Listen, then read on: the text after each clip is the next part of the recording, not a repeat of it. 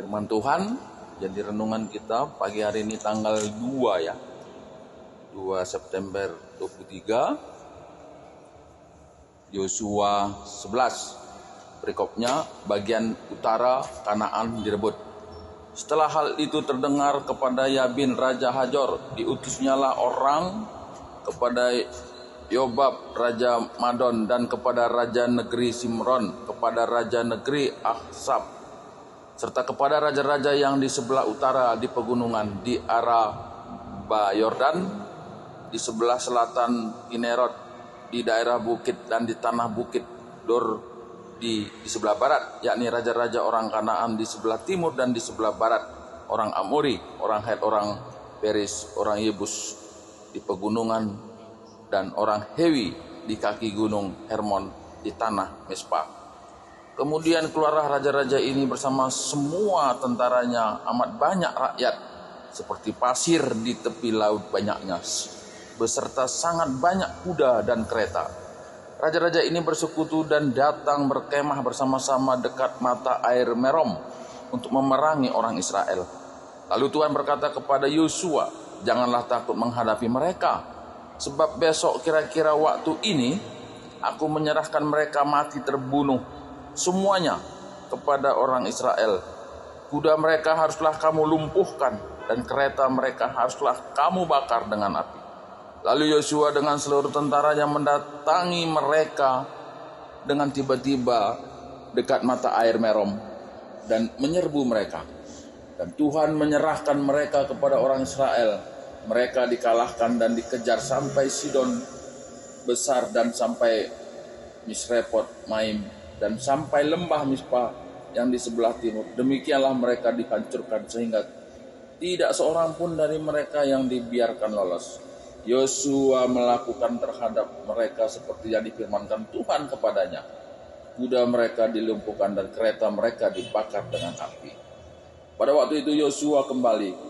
Direbutnya Hajor dan rajanya, dibunuhnya dengan mata pedang. Sebab Hajor pada waktu dahulu adalah orang terutama di antara segala kerajaan itu. Semua makhluk yang ada di dalamnya dibunuhnya dengan mata pedang, sambil menumpas orang-orang itu. Tidak ada yang tinggal hidup dari semua yang bernapas, dan Hajor dibakar. Selanjutnya segala kota kepunyaan raja-raja itu dan semua rajanya dikalahkan Yosua dan dibunuhnya dengan mata pedang. Mereka ditumpasnya seperti yang diperintahkan Musa, hamba Tuhan itu. Tetapi kota-kota yang letaknya di atas bukit puing tidaklah dibakar oleh orang Israel, hanya Hajar saja yang dibakar oleh Yosua. Segala barang dari kota-kota itu serta ternaknya telah dijarah orang Israel, tetapi manusia semuanya dibunuh mereka dengan mata pedang, sehingga orang-orang itu dipunahkan mereka. Tidak ada yang ditinggalkan hidup dari semua yang bernapas. Seperti yang diperintahkan Tuhan kepada Musa, hambanya itu, demikianlah diperintahkan Musa kepada Yosua, dan seperti itulah dilakukan Yosua. Tidak ada sesuatu yang diabaikannya dari segala yang diperintahkan Tuhan kepada Musa. Ya, jadi dalam perikop ini Tuhan menunjukkan gitu ya, bagaimana nilai satu ketaatan terhadap firman Tuhan. Gitu ya. Kalau dilihat bagaimana raja-raja ini yang terkuat dan terhebat, di antara semua yang terkuat dan terhebat itu pun mereka berhimpun gitu ya, bersekutu untuk menggempur bangsa Israel.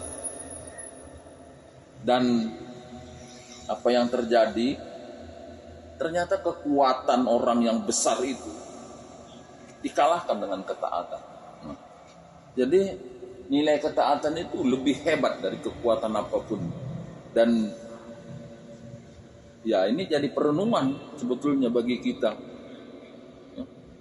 Mungkin ya dalam perikop ini suatu perjuangan terhadap peperangan untuk menguasai.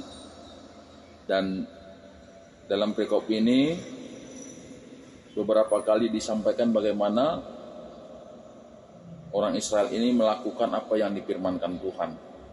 Ya. Ayat yang 15.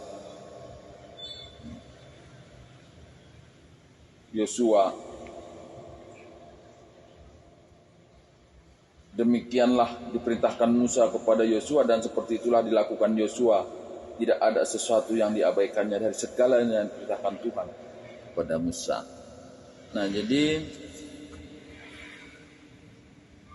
ya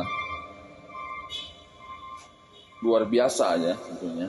Jadi bagian perikop ini bagaimana Tuhan menunjukkan nilai satu ketaatan. Tuhan menunjukkan betapa besar berkat dari suatu ketaatan, dan itulah karakter Tuhan. Kalau dalam perjanjian baru ini, dalam perjanjian lama ini, bagaimana kita bisa mengenal Tuhan? Ya tentu dari apa yang dikerjakannya. Kita mengenal seseorang itu ya ketika kita sering ketemu, berbicara, dan melihat apa yang dikerjakannya. Nah itu kita bisa mengenal bagaimana karakter itu, karakter dia itu. Dan dalam perikop ini juga kita diperlihatkan bagaimana karakter Tuhan. Dan itulah cara kita untuk mengenal Tuhan yang tidak kelihatan. Yaitu dengan melihat apa yang dilakukannya, apa yang diperkatakannya, dan apa yang dilakukannya. Nah tentu ini juga jadi renungan bagi kita bagaimana situasi zaman saat ini gitu ya. Yang namanya ketaatan itu mungkin sesuatu langka gitu ya bagi orang yang percaya. Tapi ya firman Tuhan ini mengingatkan kita kembali, memberikan satu prinsip di dalam pekerjaan Tuhan, bahwa setiap ketaatan ada berkat, ada kemenangan.